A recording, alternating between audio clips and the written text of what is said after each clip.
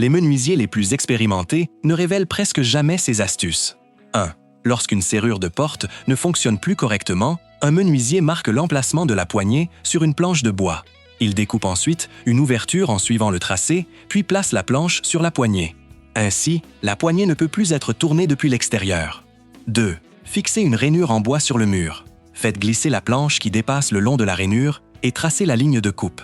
Une fois la découpe terminée, retournez la planche et elle s'ajustera parfaitement dans la rainure. 3. Si une planche de bois se fissure, il n'est pas nécessaire de la jeter.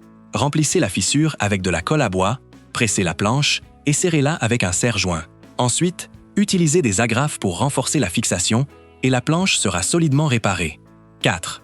Comment découper un angle arrondi entre deux planches assemblées? Tracez d'abord des lignes de repère en suivant l'angle du mur. Placez ensuite un gabarit en demi-cercle sur les deux points d'extrémité et dessinez la courbe.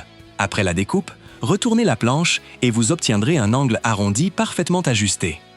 5. Quelle est la bonne façon de découper ce type de planche? Mesurez et marquez d'abord le point le plus bas. Utilisez ensuite un outil de traçage pour dessiner une ligne horizontale en suivant la pente. Enfin, découpez le long de cette ligne et la planche s'ajustera parfaitement. 6. Tous les menuisiers expérimentés possèdent un serre-joint spécial. Grâce à cet outil, ils peuvent maintenir la planche parfaitement à la verticale et la bloquer solidement, ce qui rend la découpe et l'usinage beaucoup plus simples. 7. Lorsqu'ils assemblent des planches de bois, les débutants enfoncent les clous bien droits, mais l'assemblage ne supporte pas une charge importante.